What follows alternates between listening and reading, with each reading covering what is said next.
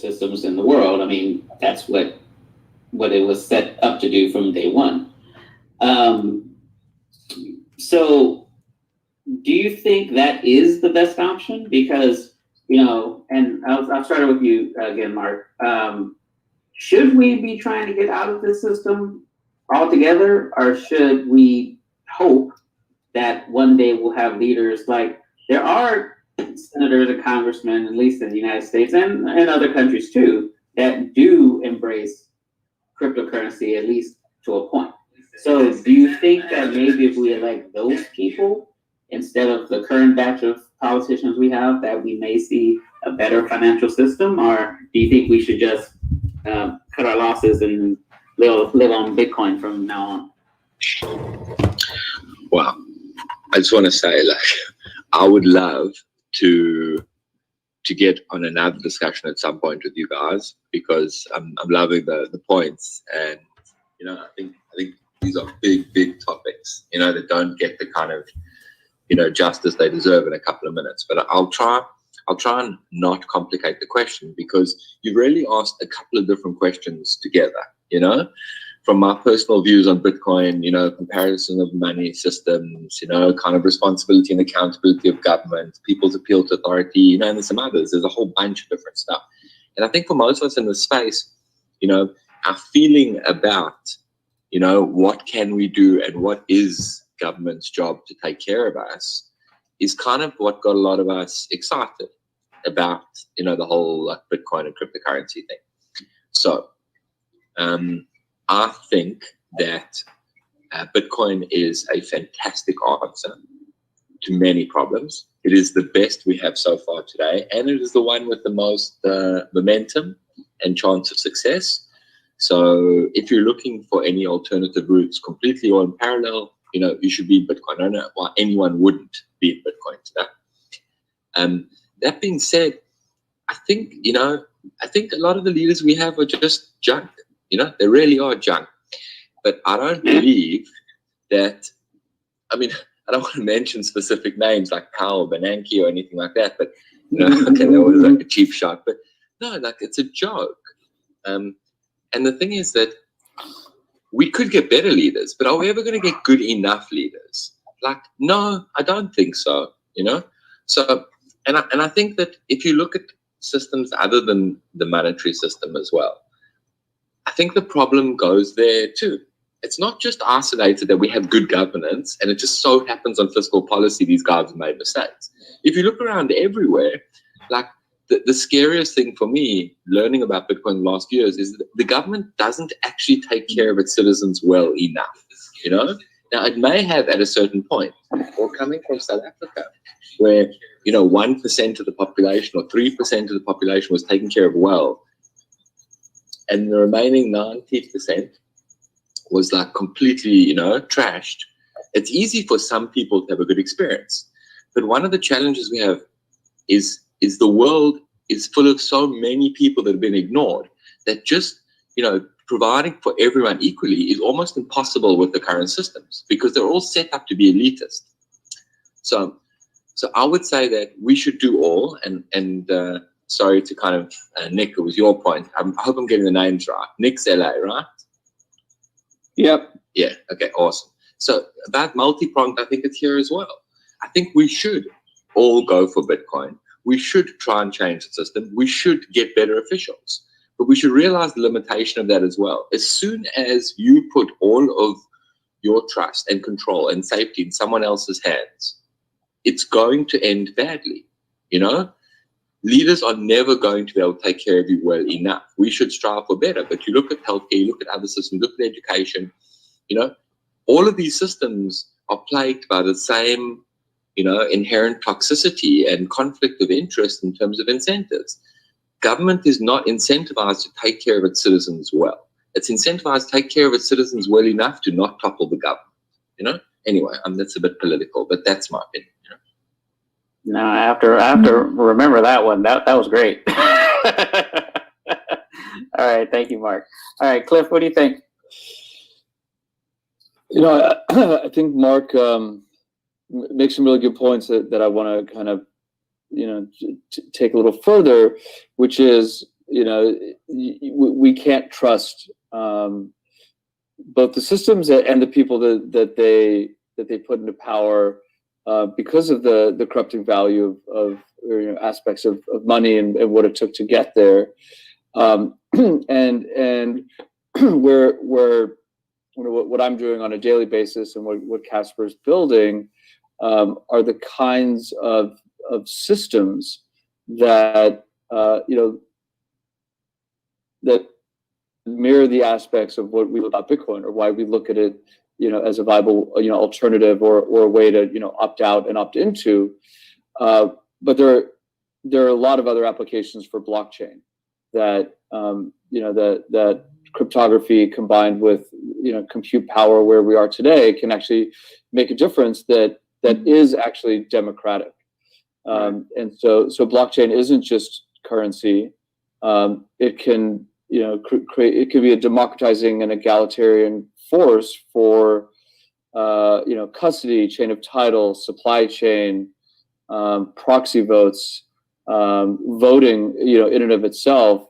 And I think that while Bitcoin is showing the world an alternative to our current, fiscal possibilities, I think there are so many other applications, and that if we as an industry start showing that those are also viable alternatives that work better for everyone and not just a few, I think it'll do great things for blockchain as an industry, and I think it'll do better for cryptocurrency because we're showing that the technology applies to multiple industries. Nice. Nick, what about you? So I really liked what Mark was saying, and I think ultimately what he said about government being incentivized only to do kind of like do the minimum effort to just maintain power. I get not power, that's the wrong way to put it, but just to keep people satisfied, right?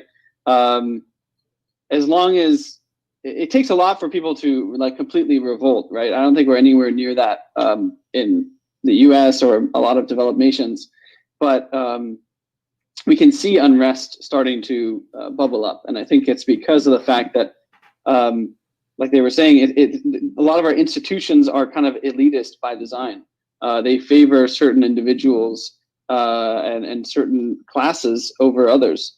And the recent monetary policy is so favorable for people who actually own assets. If you're a laborer, your income is basically being inflated away. Meanwhile, asset prices are increasing. But if you don't own assets, you're not getting any piece of that. So real wages are just getting further and further depressed. So we're heading more towards that kind of like the labor, people who are more dependent on labor are becoming dissatisfied, and I think the government is going to have to kind of step in to balance that out. And that's where things like UBI become interesting, and because they kind of align with this idea of like, hey, we're going to have modern monetary theory. It's lots of easy money, but maybe we can redistribute wealth in the opposite way, rather than providing kinds of monetary policy that puts money more in the pocket of people that are already wealthy. We'll have types of stimulus that will actually make transfer wealth from the rich to the poor. So I don't know, I'm curious to see if that's something that actually does happen in the next 10 years. I think it's a non-zero chance. Well, I want to throw out one more question, and it goes along with this the whole thing about money printer goes Brrr. They're printing all this money, but Americans only got $1,200. Some other countries may have gotten some more, maybe less. Where's the rest of this money they're printing going? You notice that they don't seem to want to talk about that. So, Mark, what do you think about that?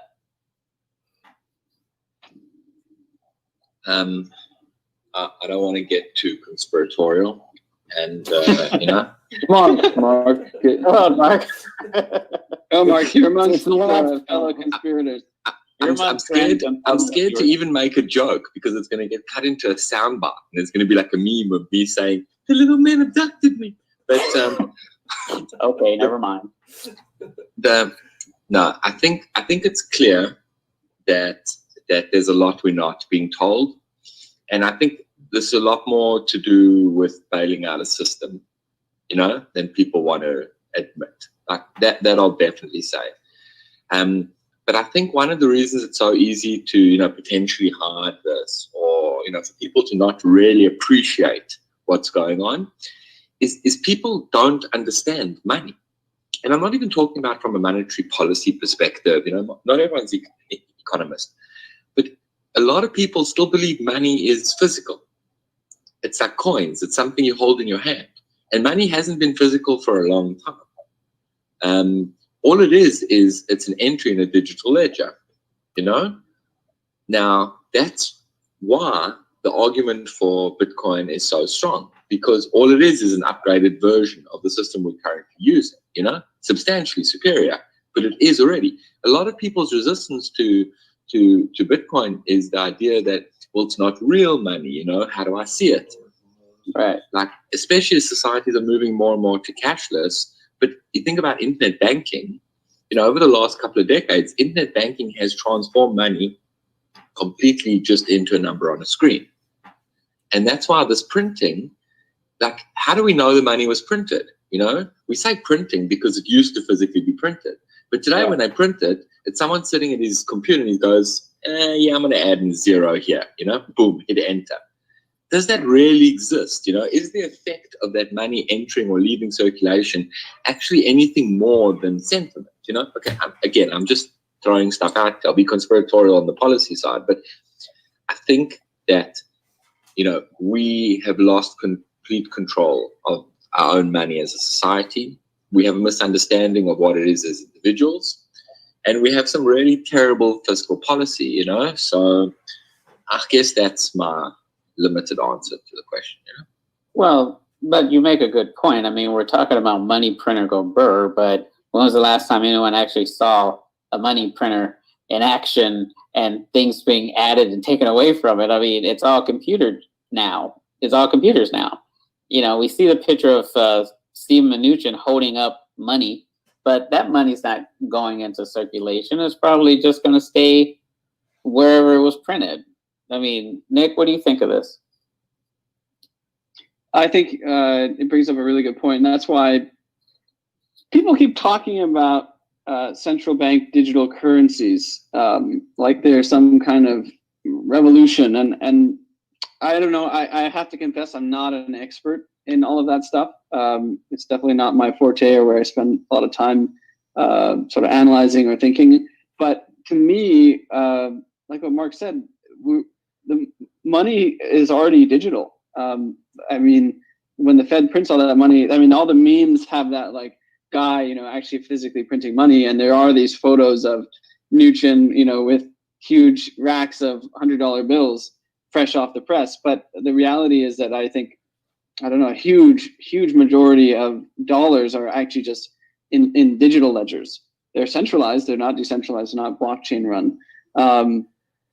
But so in that sense, like money already is so intangible and not real. So, but people, there's still this, I think the reason it'll take a while for people to get comfortable with cryptocurrencies, no matter what, it's so cultural. It's embedded in your psyche. Like you just think of a US dollar, right? And if you've been using that your whole life, like take my grandma who is 95 years old. There's no way she's used the US dollar her whole life. How is she gonna conceive of the fact that there can be something new or different? It's just too much of a psychological barrier. So anyway, I think that it'll take time, and it takes education. It takes people learning what is money at the end of the day, and not even monetary policy, but like how does a dollar have value? What is value? How do we decide what is valuable? And all those are such fundamental questions that you have to be very open-minded, and you have to be willing to go the distance intellectually to go to the root. and not many people have the discipline to do that. And I think that's why it behooves the community to educate better, because it's taken me a long time even to understand, to get a grip of those things myself. So how can we expect people to just like wake up one day and say, oh yeah, I believe in cryptocurrencies? It's not going to happen. Right. Well, I mean, if you think back to the first few years of even the modern crypto space, you know, it's only been a couple of years since you didn't need to actually physically type in the long string of characters to send crypto from point A to point B. I mean, it's actually quite easier now than it was even 4 years ago when I first got in. Cliff, we're going to go with you last. So what do you think of this? What do you think? Well, I mean, we touched on a couple of things. I think, Jason, your question started with like who the real winners, you know, and I think the reason we haven't really spent much time answering that is just it's so obvious. You know, it's Musk and Bezos and Zuckerberg, right? Like increasing their wealth by tens of billions, while 40 million Americans are you know, applying for unemployment. So, but it is the answer to your question, which is, you know, the rich are getting richer, you know, in the worst of times. You know, but getting to the other points that were made, you know, I think that it's just funny how we've gotten to a place where Bitcoin, which is, you know, there's a finite number and there's complete transparency as to how the system works and you know, how many more will be added into the system over time. And yet that is seen as the weird thing, where, you know, a fiscal policy where you know, non-elected officials get to decide, and sometimes elected officials, but you know, the Fed can change interest rates and print money, and that's seen as normal, right? It's strange how we got here, and I think, you know, where we go from here is to make is to get from what in the last 4 years where you needed to type in, you know, your 46, you know, letter number combo to what we can do today, you know, with, you know, on Coinbase or on decentralized exchanges, but it needs to be even more user friendly. You know, I think just this week we heard that the Swiss government is now accepting Bitcoin as a form of paying taxes. We just need more of that. The Cash App that allows you to buy, you know, and use Bitcoin to trade. It is such a better way fundamentally, but we need to make the user experience much more like what we're used to with swiping our credit card or having it, you know, all of our accounts linked and being able to pay for, you know, groceries or you know, Grubhub. You know, that's where we need to go in order to make it more, you know, get to ubiquity and then get to acceptance. Nice. Well, I think we'll have to leave it there, guys. This has been a great conversation. So, Mark, Nick, Cliff, thank you so much for joining me today. And thank you to the Run the Unicorn team for putting this all together. So, I think that's it for us. So, you guys, thank you for coming on. Thanks for coming. We all appreciate it. Great Thanks a lot, talk. guys.